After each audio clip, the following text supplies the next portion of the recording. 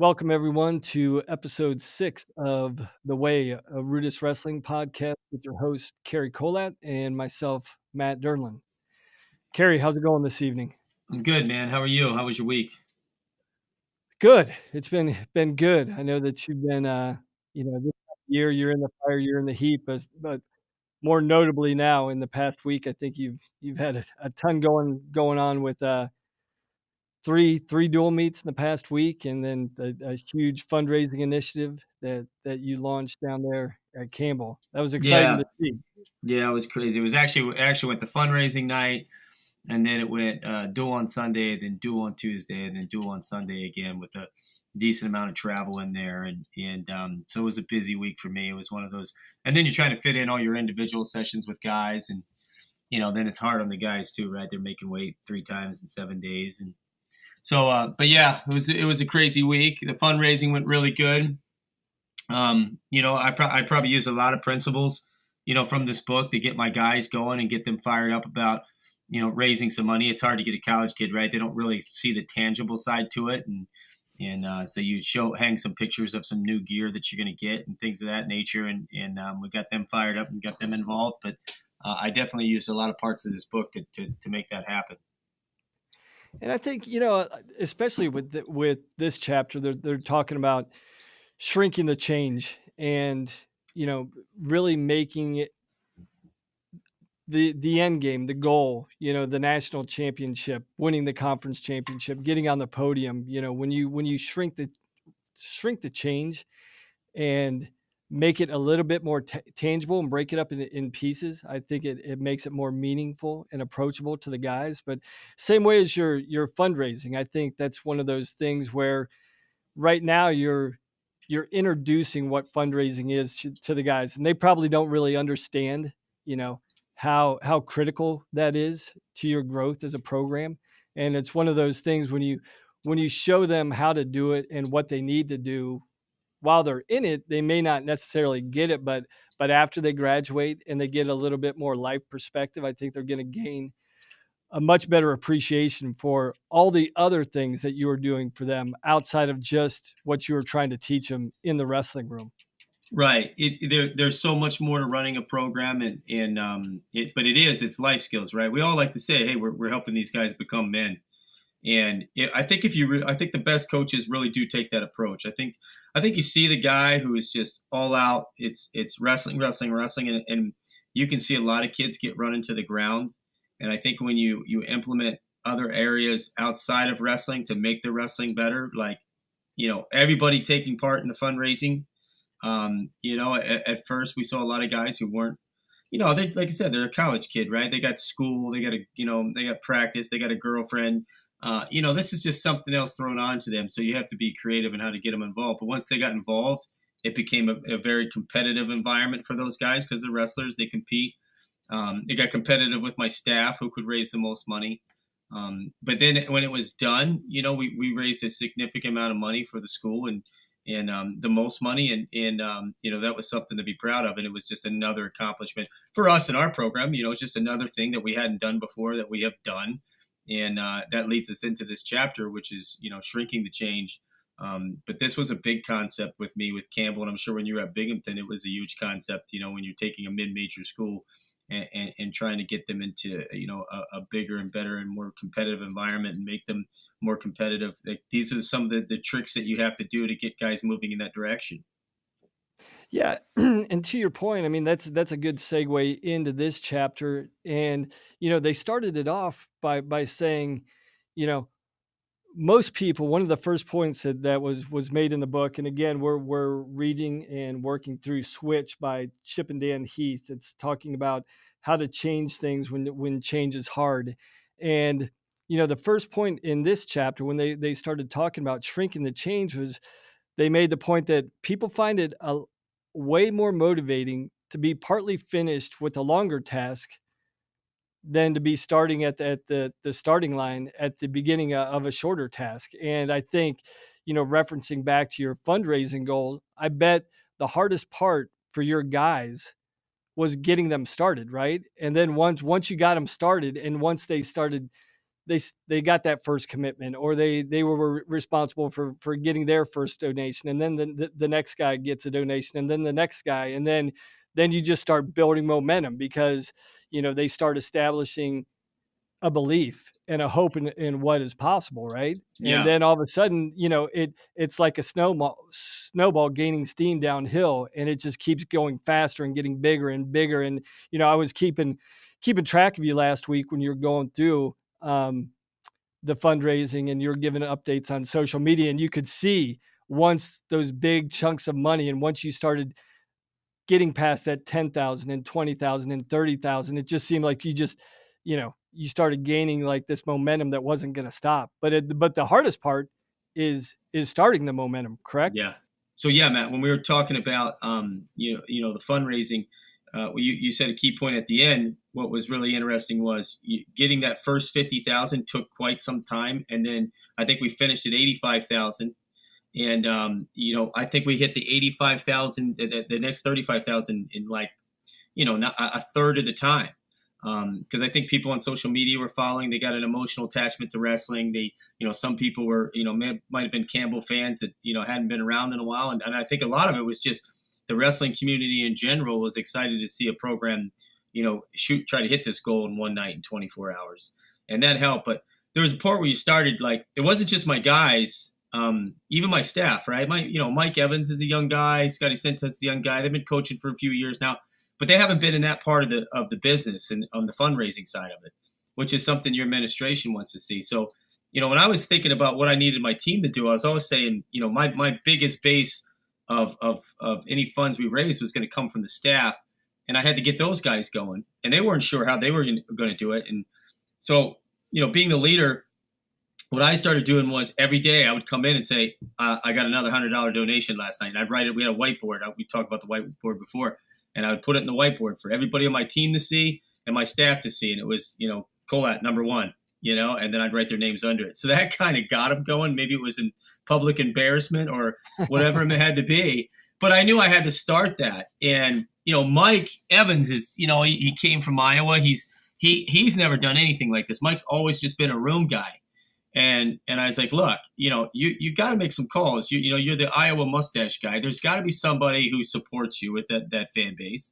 I said, make some calls. And within, the next day, it was like 14 hours, he comes in super excited. He had made one phone call and had received an $11,000 donation. And at that point, you couldn't stop him. You couldn't stop him at that point. But the big part was getting him going. And I had set their goal. My staff goal was $2,000 each person. And by the time it was done, I think Mike had raised like 14,000. Scotty had raised like 14,000. I had raised like 4. I mean, everybody, that $2,000 got exceeded really quick. Once you saw them, once they hit the 2,000 mark, they realized they could do this. And then they had no problem hitting the phones, explaining to fans and boosters and supporters what we were trying to do, what the money was going to be used for, why we needed it. And then you couldn't stop them at that point. But you had to start with those little increments, and Mike Evans getting that big win with one phone call, it just got him rolling. And then Sentes didn't want to lose to him, and then and then I'm the head coach, and I don't want to lose to anybody. I can't, if the leader's falling down, it doesn't look good. So it just got snowballing. Yeah. And I think that's at the two places I was a head coach at Clarion and Binghamton, some of the things that I had to explain to the guys that I was coaching with was, number one, they were resistant to two things. They were resistant, number one, to recruiting, and number two, to the room, or to fundraising. They just wanted to be in the room. They loved running practice. They loved doing individual technique. But I had to tell these guys, I'm like, look, I was like, if you ever want to climb up the coaching ranks, if you want to ascend beyond the role you're in, I was like, you got to define your worth outside of the wrestling room. Because if all that you can do is bring value to the program is within the room, then you're going to pigeonhole yourself, and you're never going to ascend to be a head coach. I said, so you have to, whether you like it or not, these are two integral things of being a head coach that you have to embrace. And really, I was like, for me, it was easy. When it came to recruiting, I loved recruiting. I loved fundraising. Why? Because I believed in my programs. And I think when you explain that to your coaches, I'm like, look, if you believe in the program like you say you do, that's all you're doing. You're just extending that belief to this recruit or to that potential donor. And all you have to provide to that recruit or to that potential prospect that potentially could write you a check is to get them to tap into the same belief that you feel about the program. I was like, so Yeah. that should be easy, guys. I was like, if you're here, I was like, it's because number one is because you want to be here and you're motivated for us to be successful. And so when you think about it in those terms, all of a sudden recruiting and fundraising becomes a lot more feasible or attractive. Right. And but like to your point and to the book's point is like you've got to start off, you've got to kickstart them, you've got to give them a reason to believe in what you're doing in small ways. And like with Mike, it was just that first phone call, right? Getting beyond that first ask, and then he receives the first gift, and then it kind of like it just it lowers the bar about what you're actually trying to accomplish Right. and makes it a lot more attainable. Right. Yeah, and when you say lower the bar, like that's an important thing, right? It's it in here's the thing: the blockhead wrestler is going to always have that competitiveness, and and they're always going to say, you put them in front of the camera, we're winning nationals. Look, I always tell people, my program is not winning nationals tomorrow. I just got there. Building any program into a national championship team, depending on your program, there's a lot of specifics, location, whatever it might be. You have to sit and say, okay, what's the plan and how long it's going to take me to get there? And so if I sit here and say we're winning nationals tomorrow, well, that's not happening. And then the question is, when's Campbell going to win the national title? Well, if I sit here focused on that, I have to focus on all the things that we haven't done. And so, like I said, I use this with my guys all the time. One of my guys, he beats himself up every time he walks off the mat, even when he wins. And he beat a guy the other night, and he beat the guy, and we hadn't beat the guy before, and he wasn't happy with his wrestling. He beat him by a point. And I said, hey, you didn't beat the guy last time, so celebrate it.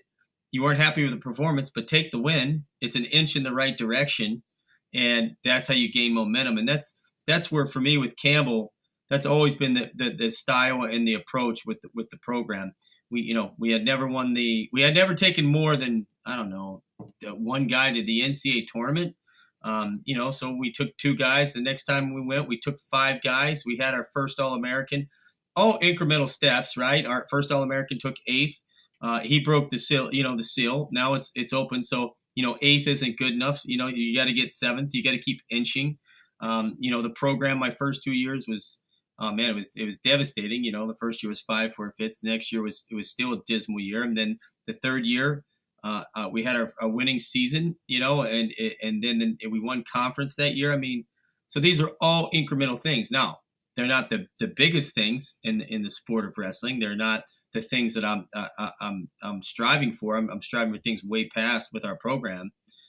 But if you haven't done them, it was a hurdle. You knocked it down. You got to celebrate it. Then you got to move on. You got to immediately move on. And that's really what this chapter gets to. And if you're coaching a program that's just starting, that's where it's at. You can't walk in the high school room and say, we're winning states this week. You take the small ones first. Keep taking those small victories. Let them have a taste of that victory. Celebrate it, and say, okay, it's been obtained. So next time, victory won't taste so sweet. So we got to get something a little bit bigger, a little bit bigger. And that's the right way to coach somebody up who's really just getting going. And it's the right way to start building a program. So to your point, and the second point in this chapter that Chip and Dan were talking about is kind of from a counterintuitive approach, opposite of what you hear most coaches in the sporting industry talk about. Typically, when you hear a coach taking over a new program or a new position, you hear about all these great things they want to achieve, and they're talking, we're going to raise the bar. But innately, our human nature is, when individuals are facing a daunting task, or to what you said, a task that they've never seen anybody achieve before, the general resistance is to hesitate and stop and avoid confronting the initial steps on that journey. So what you have to do, you actually have to lower the bar and provide them something that they can focus on and that's attainable in the short term. To your point, when Kreiser got on the podium, well, in a lot of people's mind, they may say, "Hey, well, it was only 8," but to your point, is like, no, this is something that we hadn't achieved before. So just getting anywhere on that podium was the first step that you needed to provide and as an example for your guys, right? Um, and then you move beyond the eighth place finish. Then you move beyond the All American. It's like, okay, we want to get a guy in the semifinals. We want to get a guy into the finals. And once your guys see those little tangible things, um, even to the smallest part, like one of the things that popped into my head was, you know, guys buying into to getting their weight under control for the first time, right? And that's why I think a lot of times we talk about it's like, hey, let's be in striking distance of your weight year round. So when we get to the preseason or get to official practice, all of a sudden you're not 20, 25 pounds over. If you're living the lifestyle and buying into that small change of living the lifestyle year round where your weight's not fluctuating 20 pounds, where you're within 10 to 12 pounds, all of a sudden, you know, you've taken that first meaningful step that can seem daunting. And we've all been there, right? Back in the day, when we would cut a ton of weight, the biggest thing is like making that first descent down to weight, and you was like, well, I'll start my diet tomorrow, or I'll start my weight cut tomorrow. And then that day turns into a week, turns into 2 weeks until you get, up against it where you don't have any choice but to say, I've got to do it now, as opposed to if you're living the lifestyle and keeping your weight in check year round, all of a sudden that first daunting task of the season, which is getting down to weight, is already in check. And then Right. you can move on to the next thing. Exactly. Yeah. When this chapter will be hard for some, like if you're not reading the book and you're listening to this, and you're just kind of listening to the podcast, this could be hard for somebody to swallow unless you're actually reading the book, because you're right. We're very competitive, especially wrestling. You don't want to admit defeat in any aspect. And we've said that term, lower the bar, a few times. But you're not really lowering the bar. You're changing the progression, and I believe like the timing of the progression of a program or of a team or of an individual is what you're doing. You just got to adjust the clock a little bit to make it to where that guy can continue to work through it, or your program can work through it. If we go back to Kreiser, you brought up Nathan. I'll tell you, I stole something out of this book because I was reading Switch. I've read Switch a few times, and because I'll forget things and I'll go back and I'll skim some chapters in my notes. But we talked. There's a part in there about the car wash, Matt, and where the people come to the car wash and they give them the ticket, and they after they end the car wash, they give them a ticket and say, look, if you come back 8 more times, you get a free car wash. And the people leave with their ticket, and then they give the next group of people come through with the ticket. Their ticket has 10 they have to punch, not 8. But the guy at the end says, well, look, I'm gonna punch 2 for you right now. And so if you come back 8 more times, you get a free car wash. And they found that it was something 30 or 34% of the people who had a ticket of 10, but they punched 2 right at the first time they came through. 34% of them came back. And it was the effect of when somebody says, well, I'm 20% towards my goal compared to that person that had 8, same number, but nothing was punched. They look at it that it gets so far away. And that's where you get back to trying to become a national champion. If it's so far away, you got to do all those incremental things along the way to improve your wrestling or improve your program. So I did kind of the same concept with Nathan's year. I don't know if it really helped him. I think it did. I can't. It wasn't the golden ticket here that all of a sudden Nathan was going to be an All-American. But I went through his career and I made a sheet of like 8 things. Hey, place in the top 6 of a big tournament at the time of Midlands or Scuffle. It's not the NCAA tournament, so you can't say place in the top 8. But I'm like, if you place in the top 6, check that box. Have you beat a guy who's ranked in the top 10? Check that box. Have you have you won matches at the national tournament? Check that. It was like 6 or 7 things. And I said at the top of the piece of paper, you don't have to check them all. As long as you're checking the majority of them, you're in range to get on that podium. And I showed him that one day when we went through it. I think it made a lot of sense to him. And he says it helped him. It wasn't the final thing, but it was just another thing for me as a coach to kind of say, hey, mentally, you deserve to be on that stand. Your training says you should be on the stand. You're capable of being on the stand. And look at the things you've done. And I literally stole this from the book in terms of the car wash and punching the ticket to show him that he was almost there. And so that's why I've always enjoyed this book and reading it. Yeah, and I think I believe we've talked about this on the podcast, but I know on your Ask Kolat, you definitely talked about this on one of your episodes, and you talked about chunking. And when I listened to that, and you were talking about breaking up a match and breaking down practice by chunking it up in sections. Like I would typically do the same thing, with the year, how I would Yeah. break the year down for the guys. I would say, okay, we're going into preseason, and typically this is going to be 6 weeks. So during this 6 weeks, this is what we're going to focus on, you know, and Right. it's not a big period of time. It may now at the beginning of it, 6 weeks seems a long time, but we're going to fly through it, and by the time we get through that 6 weeks, that we transition into official practice, which is typically another 6 weeks before competition. And then, once you've laid out and attained those goals in the preseason, you transition and say, okay, guys, we're going into official practice. We're getting ready. We've got our baseline conditioning in place. We've got our fundamentals with our technique down. Now we're going to, go into official practice, and we're going to get, we're going to, start working on some other things and focusing on some other things. So we'll be prepared to compete. And then once we get into competition, you know, you break that season up into two segments, right? Your competition segment and then your peaking phase. And so, I would talk to the guys, okay, we're getting into our competition phase. For the next 3 months, you know, it's about getting better. Yeah, we want to win, but we've got to focus on the process of getting better in competition. And then by the time we reach the end of January, then you can segue into, okay, guys, hey, we're getting into our peaking phase now. So for the next 6 weeks, we're going to focus on peaking, and these are the things we have to focus on there. And so then all of a sudden, this is another example of what they're talking about is you described it as chunking it up.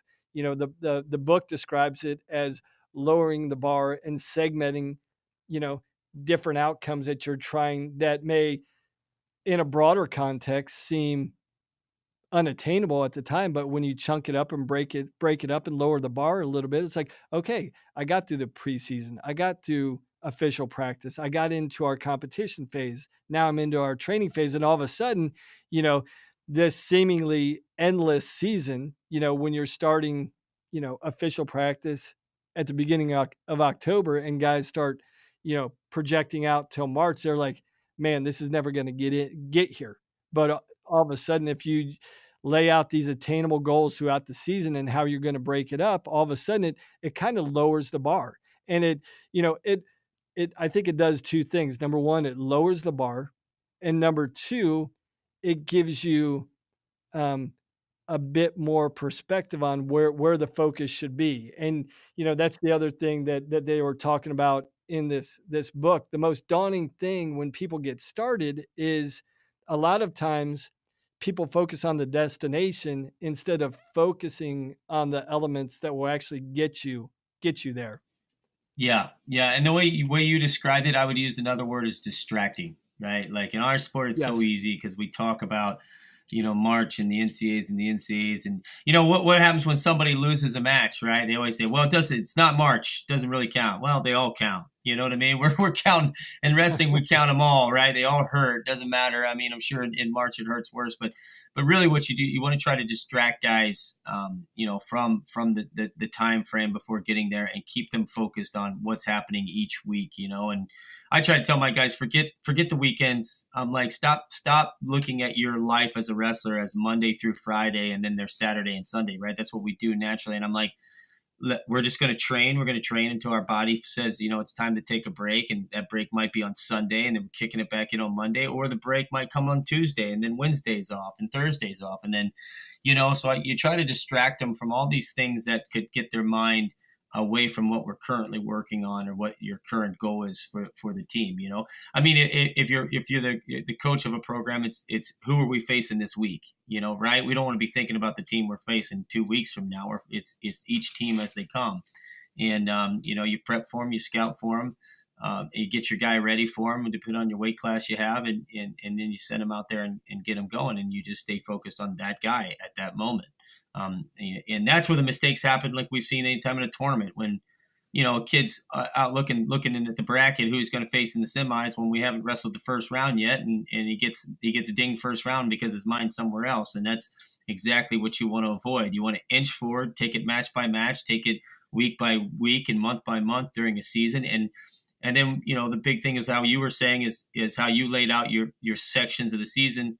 Well, that's great, because that's exactly what we've always said, is that you have to script it for them, lay it out for them, whether it's the practice session, whether it's the week, whether it's the month. These are the goals for the week. These are the goals for the month. This is the goal for the day and the training session. That's what a good a leader does, and a good coach does, is script it out for them so you can keep your soldiers on point.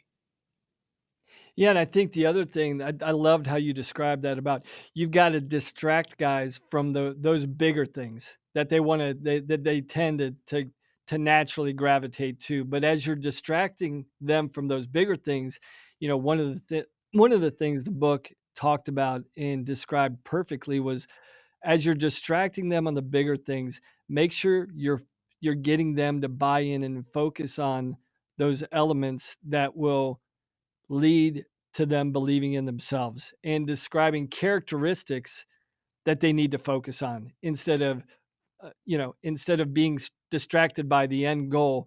Focus on those things that will help define who they are. And I know there's a lot of things that coaches talk about, that are like talking and preaching points, that are the attributes that you want to instill with your team, that if you can get these attributes instilled and get them bought in across the board on everybody on the team, that's how they come together and accomplish big things. So it's those elements of like focusing on, what's our toughness. One of the things that I talked about with our guys, I'm like, hey,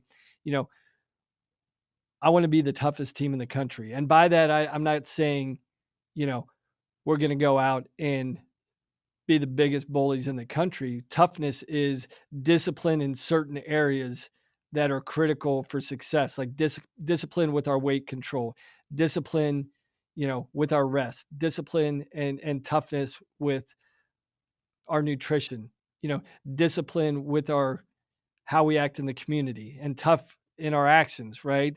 And the preparation on the day is like, hey, this one day, and I think you've referenced it in the past, like, let's focus on perfect preparation. Let's try and prepare perfectly for today. And then tomorrow, let's try and replicate that again. Focus on perfect preparation again, and get them to just focus on the day and instill those, whatever it is in your program. And I'm just throwing out random things here, but whatever you feel is the most important on your program, get them to zone in on those things and hone in on the attributes that will make them successful as individuals, as a team, as opposed to focusing on and getting distracted by the outcome and the end game. Right. And the hardest part, you go back to weight, but the hardest part about running a team and controlling a team, it's especially in a college team, high school teams too, but a college team kind of sets their starters, right? They set their starters, and these are the guys we're going with. Like we've got guys for the last 3 days, they've been up at 6:30 running stadiums.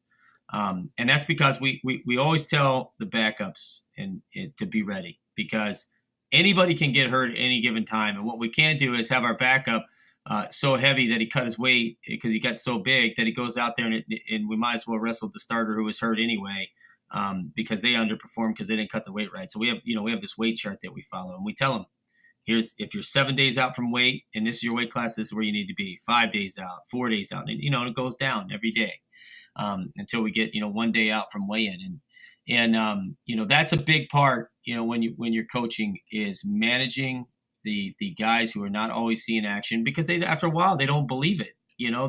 They're like, well, what is the chance of so and so getting hurt? They start to get their mind starts to wander, and they start to forget that mindset of keeping everybody in line.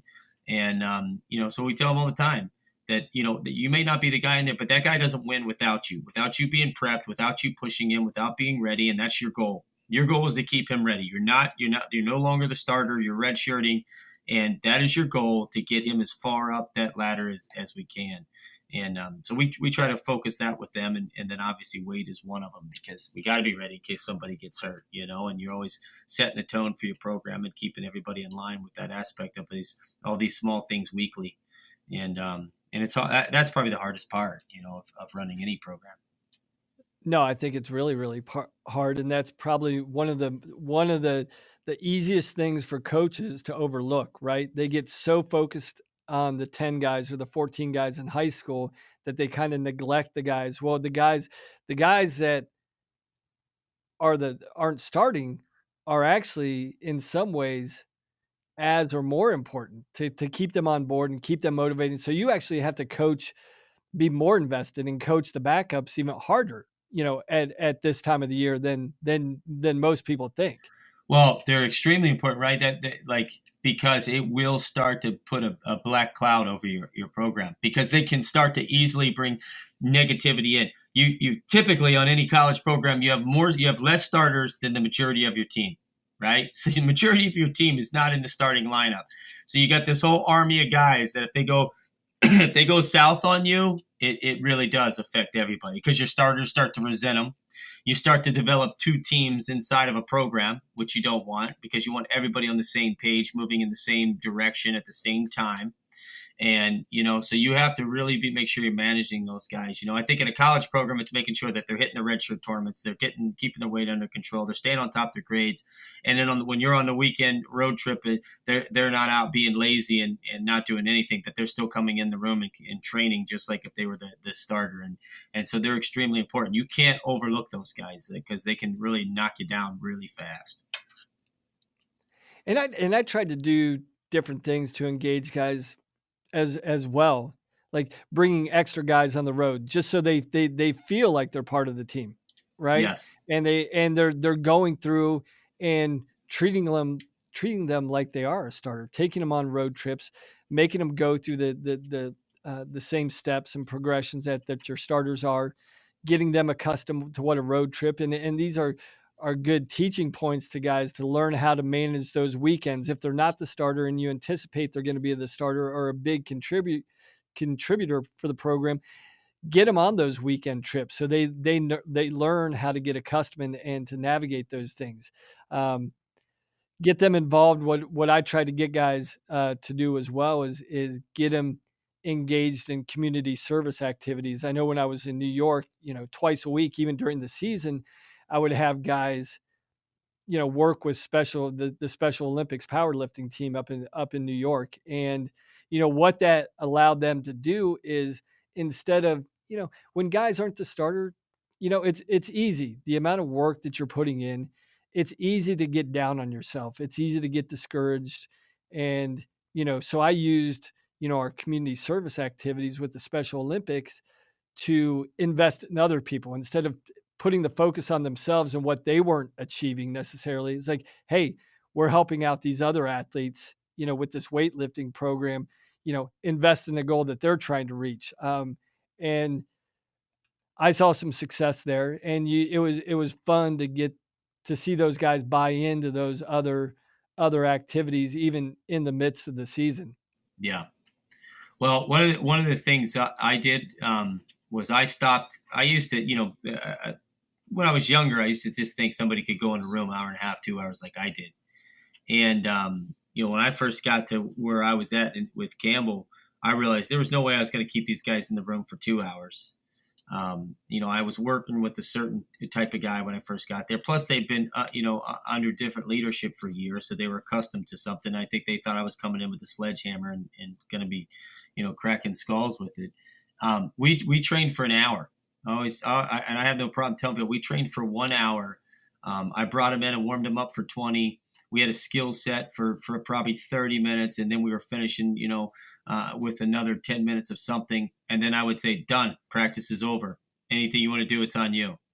And I think it shocked them at first, but my whole strategy to doing that was to get their quality of their work up, right? Show them how hard they could work and how precise they could work for 1 hour.